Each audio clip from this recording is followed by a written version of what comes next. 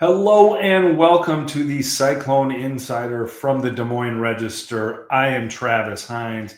He is Eugene Rapay, coming to you coming off a bye week, and Iowa State football hosting Arizona this weekend at Jack Trice Stadium. In a quirk of scheduling, the first and only game at home over 7 weeks for Iowa State, with the road games and a couple of bye weeks in there. A real use it or lose it situation here for you fans to enjoy the game, because it'll be damn near November before Iowa State returns to Jack Trice Stadium. But quite a bit to talk about this week, Eugene, between football and men's basketball. Unfortunately for Iowa State, a lot to do with injuries, and I think that's probably the place where we need to start, right? Kyle Konrardy out for weeks, we think, potentially, with what sounds like a leg injury from Coach Matt Campbell. Obviously a huge loss for Iowa State football. Talking about a guy that now owns the program record with a 63-yarder, who has beaten Iowa with a late kick the last 2 years, and a guy that gives Iowa State a shortened field and a security blanket with his length and consistency. Not going to play. Eugene, the floor is yours. Yeah, definitely. Who would have thought we'd be stressed over a kicker injury? But here we are. I mean, also just a third-string kicker. We got Chase Smith coming in for Saturday with J.C. Gilbert still out dealing with his own injury. Last time he was spotted was with a bag of ice strapped over his quad, so not a great look for him. But Kyle Konrardy's absence is definitely a big one. Like we talked about before, when you have a kicker like that, when you know that once you cross the 50, okay, the pressure's off a little bit. We don't need to force it. We know that Kyle Konrardy can launch it from 63 yards out if it's the record, but probably in the 50s, he's still good from there. He's still money. And now him being out is definitely a setback. Now, how long? Who knows, right? It's like Matt Campbell says he's week to week, but what week to week could be tomorrow. It could be next week. Well, it's not tomorrow because of the availability report. It could be next week, or it could be December. Who knows? I think, like, to back up here, it is a little crazy. Like, Campbell said it to you in Jonesboro, and he reiterated it on Tuesday, is that this isn't just something that popped up with Kyle Konrardy. Like, this has been a lingering injury, which I guess you can infer means that he hit a 63-yarder and a game winner against Iowa while not being completely healthy, which puts those all in a new light, right? Like, that's already impressive and all the more impressive. But it also makes you wonder, like, okay, is this an opportunity where he's going to take a week, 2 weeks, a month off, 6 weeks off, and then comes back completely healthy? Or is this a thing that was lingering to start with and is going to be really hard to get completely out of his system, whatever the issue is going forward? And I think, like, that's the big picture concern, because as everybody knows, like, Iowa State is going to play close games. Being able to stack threes matters. Being able to make field goals in clutch situations on both sides of the half matters. Being able to squeeze points out of possessions matters. And, like, you don't want to say that Chase Smith can't do that before the guy's ever, swung his leg for a field goal.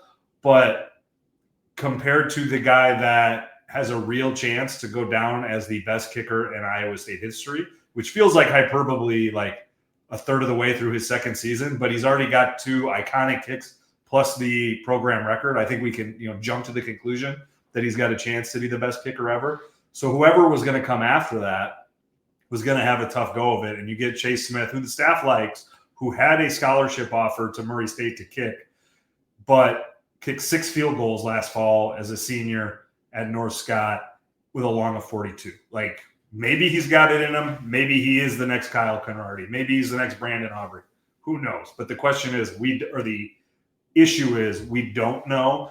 And 4-0 with a real shot at a Big 12 title, not what you want to get. Like, I mean, I think the interesting question is, would you rather have an injury to Kyle Konardi or starter not named Rocco Becht? Like, answer that one to me.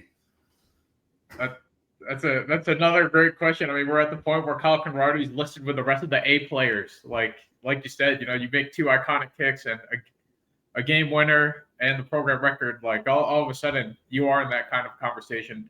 But the thing with Chase Smith too is like he's 6 for 6 or whatever. He's kicked 6 field goals. Can he do it under the lights? Like, it's one thing in practice. Like, sure, maybe he looks good. Maybe he is hitting from 50 in practice. But when you got a whiteout game, like, is he going to convert from 54? We'll have to see.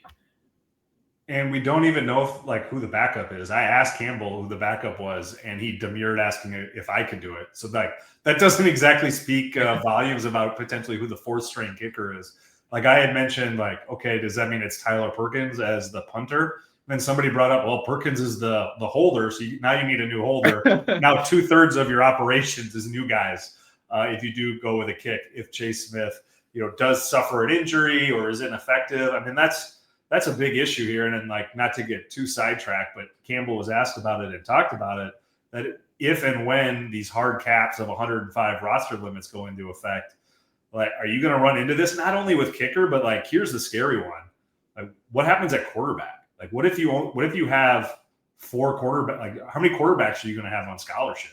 Is it going to have to be 4 or 5? Can you get away with 3? I mean, it gets into some tricky math, because if you've got 5 quarterbacks, do you need 3 kickers too? Where you're just loading up on these specialized and important positions, but also a position where only one guy takes the field at a time. And I think, again, we don't need to go too far into that, but it's going to be interesting to see how coaches, put together their roster. But aside from, kickball goes through the uprights, I do think the impact that Konrardy's absence is going to be significant in the way that Campbell views risk reward and the way that Taylor Mauser, the offensive coordinator, views risk reward and aggressiveness level for his offense. And in a perverse sort of way, this might actually lead to more points for Iowa State, because if it's 4th and 3 from the 40, instead of kicking a 57-yarder, you're probably going for it, right? I think analytics and what we're seeing in the NFL and even to college football at this degree, it probably makes sense for most teams to be more aggressive on 4th down anyway. So again, I'm not trying to go spin zone for Iowa State here. Losing Konrardy is a huge deal and it's a net negative, but I do wonder, is the downstream decision making actually going to function to at least give them the opportunity to put more points on the board? Yeah, short yardage, you got to think that they're going to go for it a bit more, just be more aggressive with their play calls, or if they're past the 50, they're going to try to get even closer for Chase Smith if they need to lean that way. So the possibilities from here on out are going to be very interesting. And we still don't even know what exactly Konrardy's dealing with. I mean, we didn't get the pod last week, but just after the game, like you said, Konrardy had been dealing with this so-called injury. But then after the Arkansas State game, Campbell couldn't identify what said injury was, or wouldn't reveal what said injury was. At least now we know it's somewhere in his leg, but it could be anywhere. Is it a groin? Is it a quad? Is it an ankle? Is it calf? What are we talking about here? Yeah, and I mean, I don't think we're probably going to get clarity from Matt on that. We're just going to, see what he has to say every Tuesday and see what the availability reports say Wednesday through Saturday. But the reality is he will not be on the field Saturday against Arizona, 3-0 Arizona, in a game. I mean, they're all huge games now. They're back in the Big 12. It is now, when you're talking about winning a Big 12 championship, we're in it. I mean, it's only September, but every single one of these is a huge game for Iowa State, both in terms of the Big 12 race and for CFP jockeying. And maybe ultimately the CFP jockeying won't matter. I do think the Big 12 is better positioned today than it was a year ago, I think. And again, it's insane how much of this comes down to perception. The fact that Texas Tech went out and spent $11 bajillion on its roster, really did raise the profile of not only Texas Tech, but of the Big 12, where people are looking at this oh, look at how talented Texas Tech is. We'll see if they can put it together, but they're talented. And if people think you're talented, they're going to rank you higher. And if they rank you higher, that means it's a opportunity not only for yourself, but for the teams that play you to get high quality wins that did not exist in the Big 12 a year ago. And I think Iowa State falls in that same similar sort of boat where going and winning 11 games last year gets them into the top 25 this year, now has them in the top 15, where it does feel like the Big 12, and it helps that the ACC is terrible thus far, it seems like, at least, with Clemson struggling like the way that they are, that the Big 12 has a clearer path to a multi-bid season. But again, if you're Iowa State, the goal here has to be Big 12 championship. Not the, pass-fail test of the season, but it's got to be the goal right now. And it restarts again on Saturday. Yeah, like we talked about before, you want to be in control of your own destiny, and that starts with winning each game. You don't want to leave it up to where you got to go on the tiebreaker scenario website and then just pray for all the different outcomes like what happened last year. And fortunately, it did work out for Iowa State. But here, like you said, the path is clearer. There is definitely a better perception of the Big 12. It seems like the big noon kickoff or just Fox, and everyone seems to be talking about it more. I mean, even that Texas Tech-Utah game, Texas Tech spanked Utah, but Utah played its way into the top 25, destroyed UCLA. So just kind of like this transitive property when you kind of run down the line. I mean, sure, it's early and it's still September and a lot can happen. But right now it seems that there is definitely a bit more appreciation for the Big 12 than there was last year or at this point of the season last year. So with Arizona coming in, I mean, Arizona's playing better. They're 3-0 after finishing 4-8 last year. They made some big changes to the coaching staff. And granted, they've been relatively untested against Weber State and I want to say it was Hawaii, but they got that win over K-State, 23-17. Both teams coming off of a bye. This Saturday should be interesting. Yeah, and I think both teams, we don't really know how good they are because K-State is terrible. Because K-State, right? Because K-State, like their only win is against North Dakota, and it was 38-35. Yeah, and they needed literally a last-minute touchdown to win that game. And they lose to Army, who loses to Tarleton State. And I can't remember, Army lost again last weekend, I think. So it's like, man, K-State is dragging itself and the Big 12 down, at least into uncertainty, right? Because I don't think it really matters for it would have been good for the Big 12, K-State, to be better and not have this implosion. I'm sure Chris Kleiman would have appreciated that. But I do think the bigger issue here is as we sit in the last weekend of September, I have a pretty good idea. And we've talked about this, Eugene, but I do think it's worth repeating. I have a pretty good idea. I think that Iowa State's a good football team. This is not a team that I would imagine is going to implode. The floor is what it is. And I think it is 7, 8 is the floor at this point. The question is, what's the ceiling? I think we can eliminate, this is not a juggernaut, look back at the season and say Iowa State was clearly the best team in the Big 12 all year long, and that this is a true national title contender. I don't think that is likely or possible. But I do wonder, is this a team where we look back at or a team capable of being that unquestionable best Big 12 team? I don't think they're going to steamroll the league. But I do think it is in them to be the unquestioned number one. I think they could also be the 6th best team in the league. I do think it might come down to, can they be consistently just shy of excellent for the next however many weeks? Or is it going to be a little bit up and down to where they can look like the best team and then they can look like a middle of the pack team? And that's going to, they're going to go back and forth between that all season long. That to me is the big question here, and it probably overly influenced by a poor performance 2 weeks ago in Jonesboro. Yeah, this game, and the other thing too with Iowa State is they're 6-6 coming out of bye weeks under Matt Campbell, and I know that I'm definitely late to the scene. I only came on last year, but one of my vivid memories was just after that, they start 7-0, get the big win over UCF, go into the bye week, and then just have a complete stinker on homecoming against Texas Tech. Like you said, consistency is going to be key here. How are they going to look coming out of the bye? I mean, Arizona's looking to make a statement at Ames, but for Iowa State, are they going to look like how they did the first 3 weeks, or is it going to be more of the same from Arkansas State?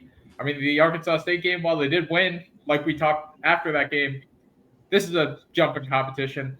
They were kind of fortunate that it was just Arkansas State. The skill talent gap kind of played itself out there. But when you're playing in the Big 12, when there's going to be a lot of close games, there's really no room for error here. When people have been asking me about this game, when I've been looking at it, about like what's going to be the test here for Iowa State, let me know if you agree with this. Like, I do think it is still that secondary. The secondary has been good, and maybe I'm overly influenced by watching Avery Johnson drop 2 bombs over the top of that defense against a young secondary. But we saw South Dakota, whatever. Iowa can't pass the ball. Neither really could Arkansas State. I think Arizona and Noah Fafita can. Is this a real test for them? Their ability to stay in front of receivers and play solid defense against, maybe not an elite level passing game, but certainly a passing game that is capable of beating good teams. Yeah, like they're going to chuck it deep. And they definitely haven't really been tested since that K-State game. So I think that part will be telling. But for me, actually, I have more questions about the linebacking core.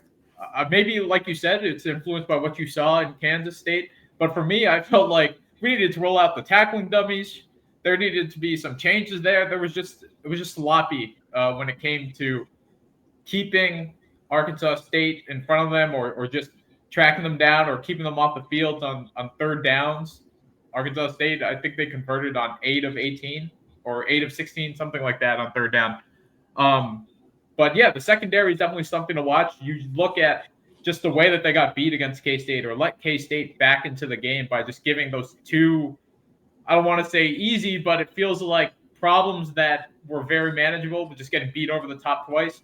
And then in Arkansas State, people just weren't wrapping up. Players weren't wrapping up. Just wasn't clean tackling. And it felt like for as much talk going into the season about how deep the linebackers were or just like what that rotation would look like, they've been good, but I haven't really been thoroughly impressed by the linebackers.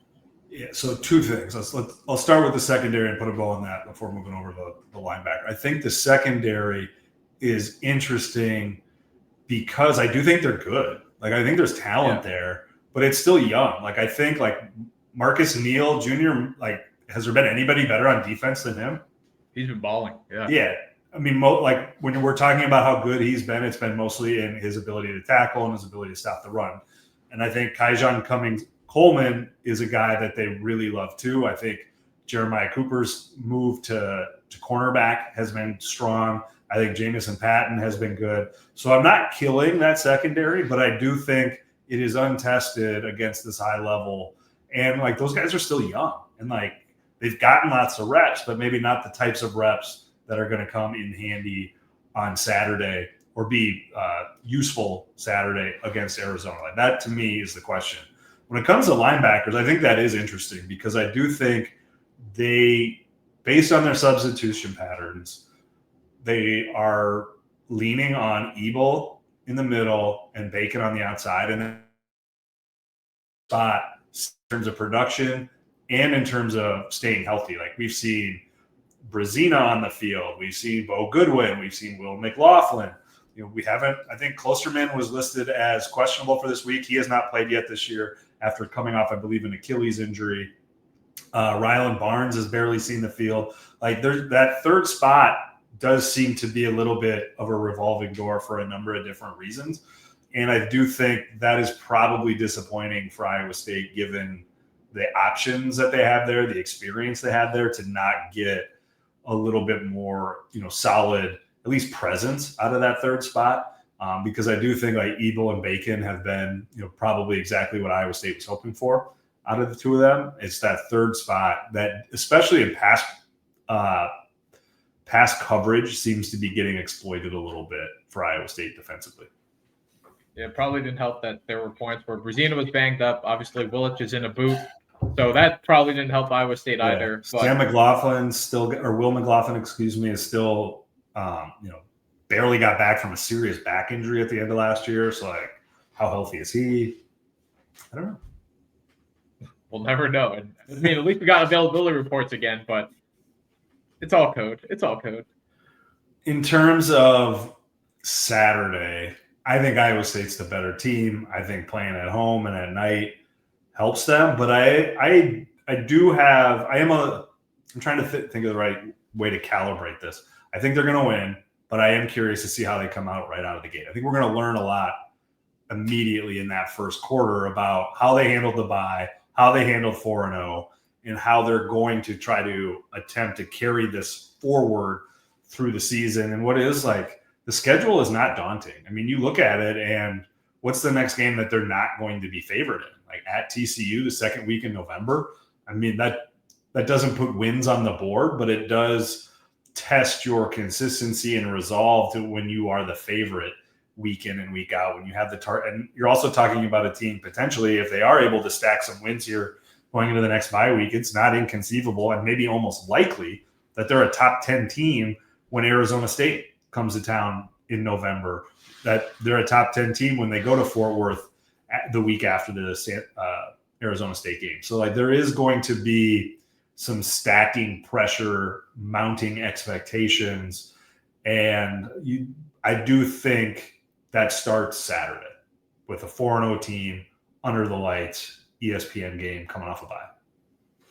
And not just that, just going back to building your resume for the CFP or things like that. If you can minimize the questions or knocks against you on your resume, when people look at your resume, that goes a big way as well. Like you got to stack the wins, but you can't have those question marks on there.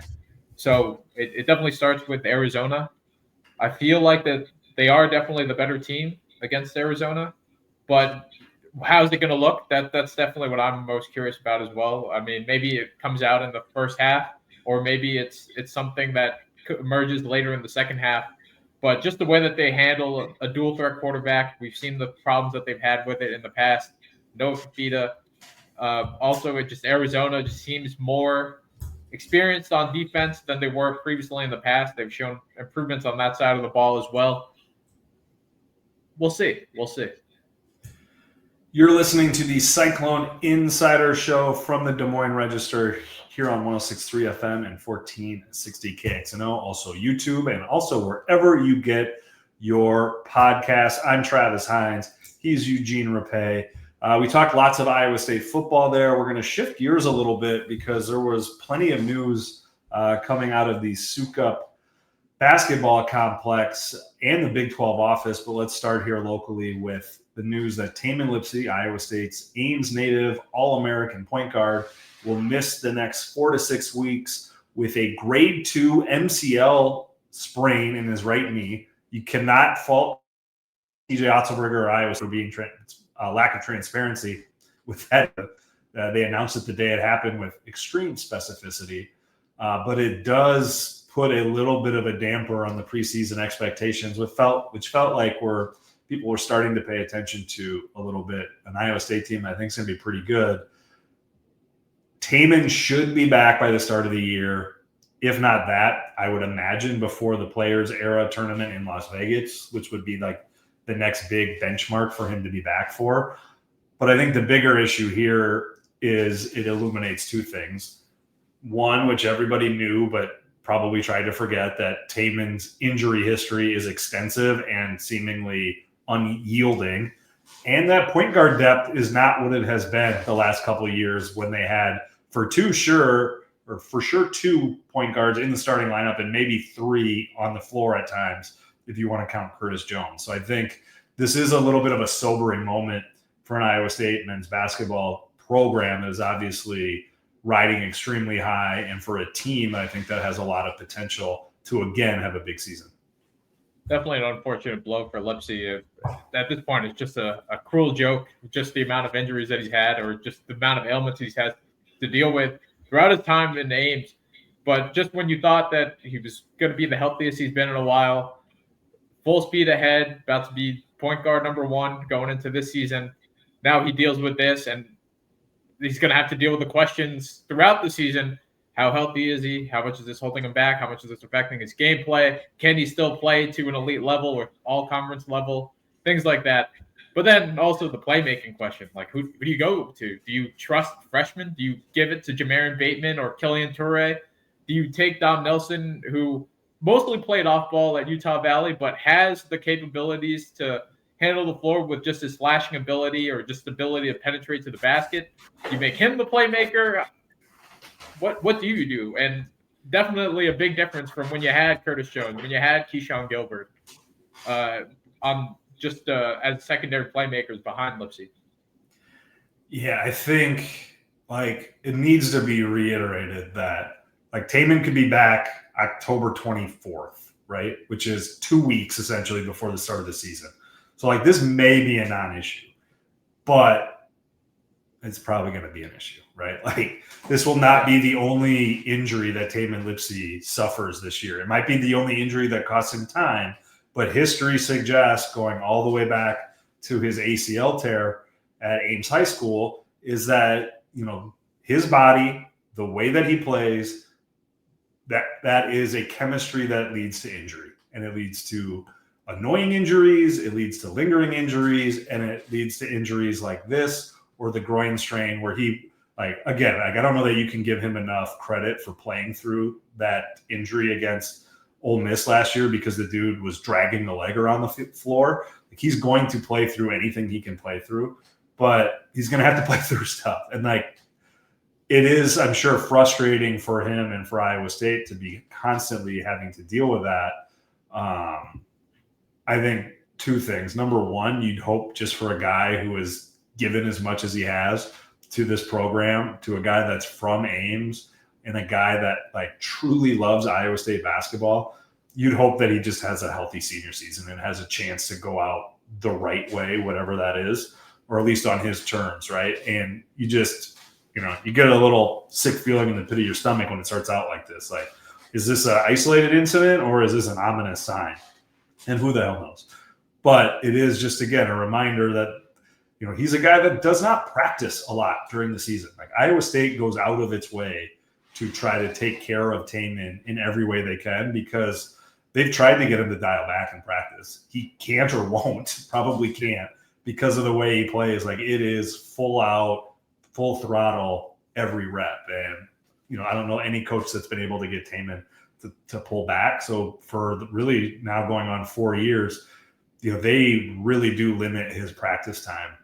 So I don't think, you know, it became a big talker as they suffered those injuries and illness late last season about, you know, is TJ practicing them too hard? How do they manage their bodies? And yes, they practice hard. Yes, they practice intensely, but this is not like a reckless, remember the Titans situation where water makes you weak. Like they're taking care of their guys as best they can while also trying to instill that toughness, tenacity, determination, and all that. Like they are very thoughtful and intentional about how they do that, I guess is the point I'm trying to make. But I think also in terms of like in the non-Tamin part of this, you laid out the options there pretty extensively about if he can't go now or later, who is the point guard. I think the one option, which you can't do full time, you probably can't even do a quarter time, maybe 10 to 20% of the possessions, could Joshua Jefferson be a point forward? I don't love that. Like I like using Joshua to facilitate offense within the half court. Having him initiate offense in the full court, I don't think works as well. And I think that would be inviting teams to come out and pressure and get you kind of in a scramble where you don't have the shooting, especially with Tamin off the floor. That's probably not a situation you'd love to be in, but I do think Jefferson does give them at least a ball handler at the 4, maybe the 5, depending on how they play. Probably not playing a lot of 5 without Tamin.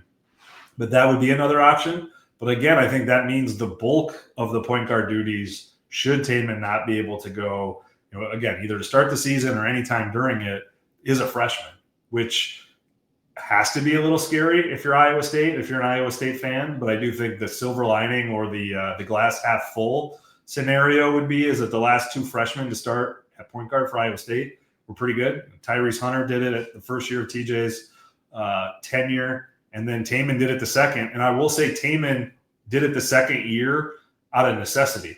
When he originally committed, Tyrese Hunter was going to be the starting point guard. Then it was going to be Jeremiah Williams was going to be the starting point guard before he blew his Achilles, the start of that 22 season or whatever that would have been. So like sometimes injuries do pave the way for guys to get time they otherwise wouldn't, and they surprise. But if you have a team with the upside and continuity, the upside that is born primarily by the continuity of Lipsey, Jefferson, and Momcilovic, man, like taking one of those guys off the floor and then handing the ball over to a freshman I think probably is going to cause TJ Otzelberger and his assistants some sleepless nights between now and November. A lot of options, but also one option that I did not discuss, Cade Kelderman. I mean, probably won't be left for him either. He's gonna be out there to some degree. How much or how little or what that role might look like, we'll see. Especially maybe they lean on him a bit more and then ease some of the freshmen more into those point guard roles. But now, I've never really been much of an exhibition guy, but now that October 17 exhibition at Creighton becomes more interesting, what's the rotation going to look like? Who are they going to trot out from those point guard minutes or those Tamin Lipsey minutes? I'm curious. I'm very curious. Yeah, and I mean, I will say too, like the sky is not falling. Like even if Tamin isn't ready to go, like they really like Torrey, they really like Bateman. Like these guys are not stiffs. These are not transfers from the 353rd best team in KenPom last year. Like these are real players that can really play. So I think there are options there. I think, like to your point about Kelderman, I think illustrates a larger point. Is the issue is not guys like Kelderman or Torrey or Bateman being able to play or being ready to play.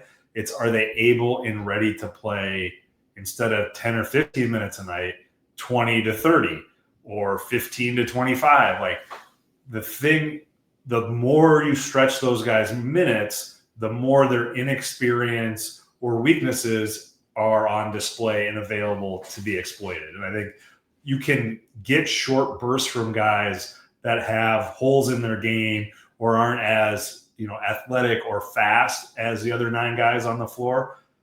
If you're pushing them past like a shift or two, to steal a hockey term, that's really where things get dicey. And that would be probably my biggest concern if Tamin's not able to be on the floor, for his customary 30 to 35 minutes a night, is that then you're stretching guys probably past the point of where they and you as a coaching staff are comfortable, deploying them. And that's where, when we're going to talk about it here in a little bit, when you're playing the schedule that Iowa State is playing, it doesn't take much to get exposed. It doesn't take you being out of your comfort zone much to be exposed. It doesn't take you being asked to do things you're not quite capable of doing consistently to become exposed.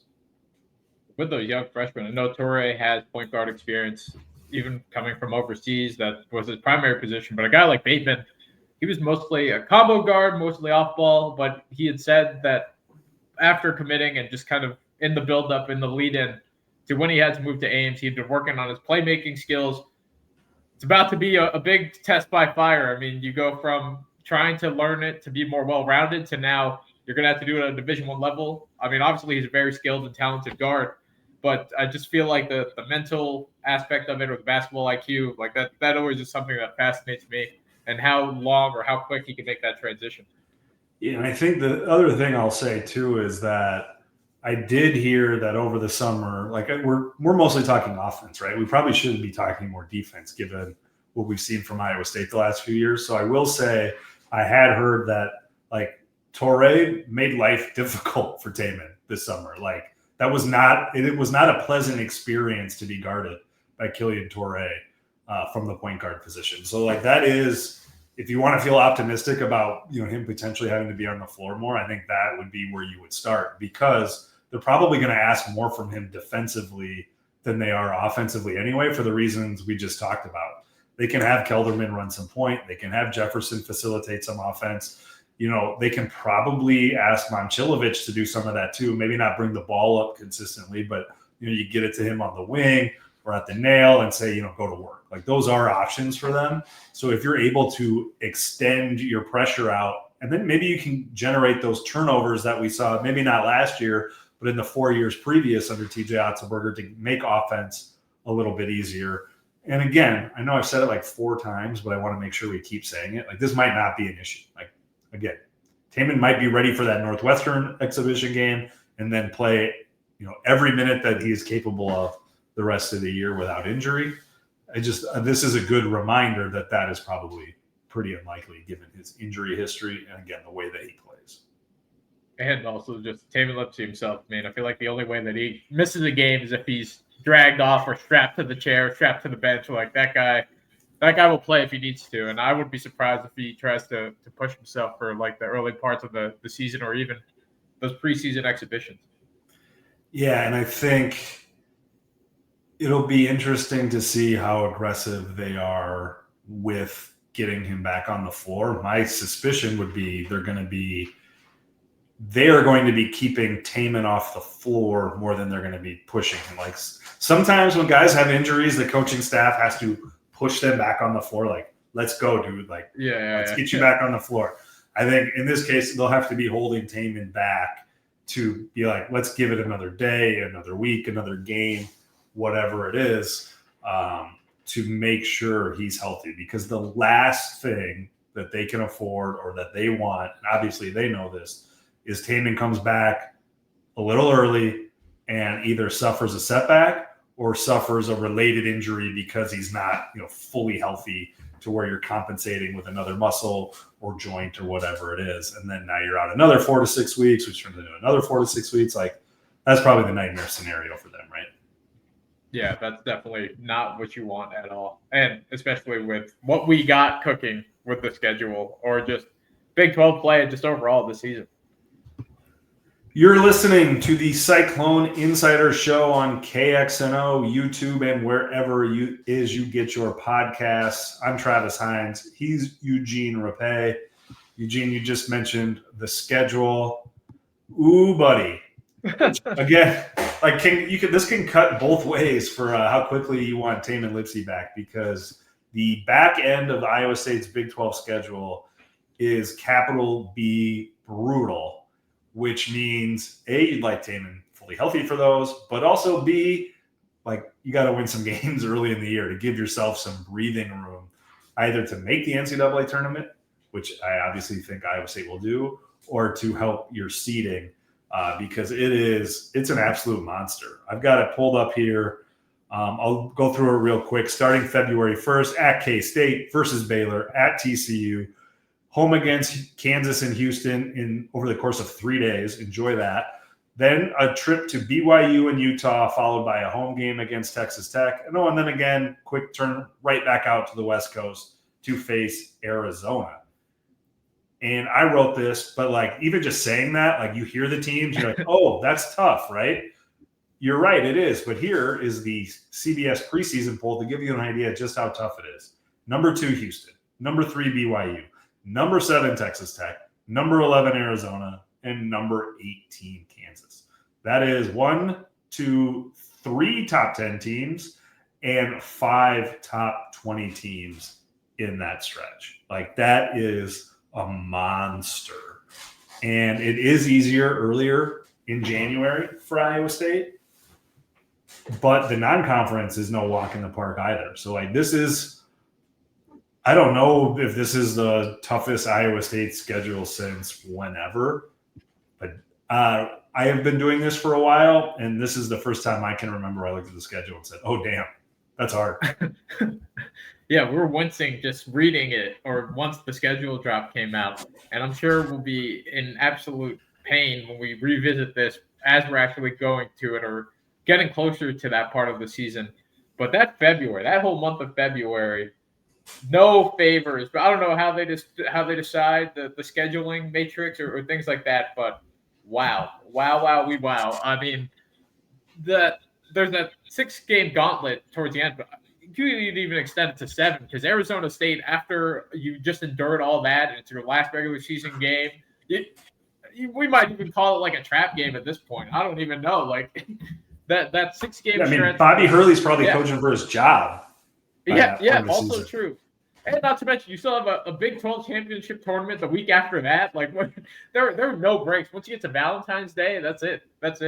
Yeah, I mean, like, I extended it to all of, February and into I called March 2nd, February 30th, just for the sake of the column. But, like, here is from February 14th to March 2nd. So that's, a little over 2 weeks? Yeah. Kansas, Houston, BYU, Utah, Tech, Arizona. That is 2, 4, 6 games against 5 ranked opponents, 3 of which are in the top 10 or top 11, I should say. I mean, now they're probably not going to be ranked there when we get to February, but maybe. I mean, either way, like that is just a brutal schedule for Iowa State, which I think if you're Iowa State, the best you can do if you're an Iowa State fan is to take it as a compliment, because these are the games that TV wants to see when TV wants to see them. It's, in my mind, it is not an accident that we're seeing these games in February after the Super Bowl, when people start paying attention to college basketball, that you're going to get these marquee matchups. My understanding is that the broadcasters actually know what games are going where, because they've already had to do that draft. It hasn't been announced yet. My suspicion would be so they can move times around a little bit there.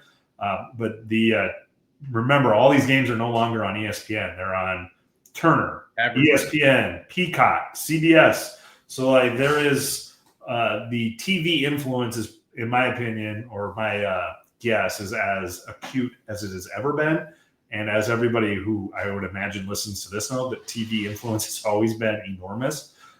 So again, it's a testament to Iowa State playing really good basketball under TJ Otzelberger and playing really good teams. Like, these are going to draw eyeballs. But it's I don't know if it's going to – I mean, how many games are they going to win there? I mean, they could play elite level basketball and have 2 wins, have 3 wins, because of the nature of the schedule.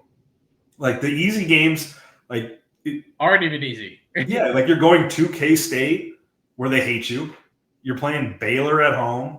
Like, last I checked, Scott Drew's got a championship ring.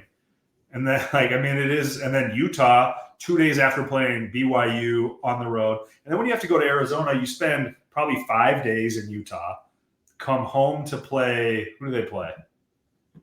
Texas Tech, who's going to be come good. Home to play Texas Tech on Saturday, and then you're back out to Tucson to play on Monday night. Like, so not only are the games difficult, the logistics kind of suck, at least for that stretch. So it is like they're going to be schedule losses in February and March for Iowa State. Yeah, it's one thing when you look at the quality of opponents or just the names on the page, but then when you look at the home and the way and what the travel would probably look like, it's like you play Texas Tech, you win, lose, whatever, and then congratulations, you got to get back on a plane and then go to Arizona after you just spent 5 days in Utah. No breaks anywhere. It's going to be make for really good basketball, though, or at least potentially. They might just be too tired to play good basketball. But there will be no shortage of high-profile games for Iowa State down the stretch. And as difficult as that is, they're opportunities, right? They're opportunities. Like we talked about last year or the year before, I can't remember, about how Iowa State didn't schedule to be a 1 seed in the NCAA tournament. Like, that they scheduled to get into the NCAA tournament. I don't think this team is going to be a 1 seed, but this is 1 seed opportunities if you win a lot of these games. I mean, because we didn't even mention the players era. Right? That CBS poll has St. John's number 1, and then most publications number 1 is Purdue, where Iowa State goes to West Lafayette December 6th. So this is for as much crud, I will say, as Iowa State and TJ Otzelberger have gotten for their scheduling practices over the last 5 years, I don't think they're going to be hearing about it this year. I mean, a lot of the really good games aren't at home. They're on neutral or on the road, in the non-conference at least. But Mississippi State, St. John's, Creighton, team to be named later in Las Vegas, Iowa, Purdue in the non-conference. I mean, that's pretty good. Yeah, and the team to be named later at the Players era. Doesn't matter how the bracket shakes up. The other teams on the other side of that bracket are all very good too. So that could also be another quality, fun third game to watch. Yeah, which again is why it's going to be so paramount for Tamin Lipsey to be healthy at the start of the season for Iowa State. They got to be playing good basketball. When's the Mississippi State game? November 10th? They got to be playing good basketball. Yeah, game 3 by the middle of November. Yeah, they don't have to be fully formed and realized and a complete team in the middle of November, but they got to be playing competent, good basketball, or they're going to be starting in a hole. And as we just detailed, like, you're not going to want to be crawling out or digging yourself out of any hole come February with that schedule. It's going to be tough, but assuming health, assuming things come together in a way reminiscent of TJ's previous 5 teams, this is going to be a good Iowa State basketball team. Like the returning core of Lipsey, Momcilovic, and Jefferson ranks among the best in the country in terms of a returning trio. Nate Heise is a guy that we don't talk a lot about, but has a lot of upside. They like those freshmen, as we talked about. Blake Buchanan's gotten a lot of talk. What's the German kid's name? Plata. Yeah, I think they like. Nelson. Like, there are a lot of pieces here to think that this is a team that, I'm not sure that I'm going to pick them to win the Big 12. Like, I know that I wouldn't in the preseason, but they are going to be, they should be and can be with all the preseason rankings I just rolled out, like being an upper half Big 12 team means you are probably a top 20 team, 25 team in the country, at least is how we see things now. So like you can still be a really good team and have some modest win-loss results given how good and deep the Big 12 is going to be, at least in the upper half. Like, you get to the bottom half, and I think there's probably going to be some softness there, but ultimately, like, Iowa State is going to be among the teams that are like, it's going to be a Royal Rumble. Yeah, we talked about it before. We talk about it every year, just how much of a gauntlet or just how loaded the Big 12 is and just how much of a grindhouse it is. And then you can finish 5th or 6th in it and still be in the top 25. Like, how many conferences can say that? Probably not many. Probably not. He's Eugene Rapay. I am Travis Hines. This has been the Cyclone Insider Show. Thanks for watching. Thanks for listening. We'll catch you next time.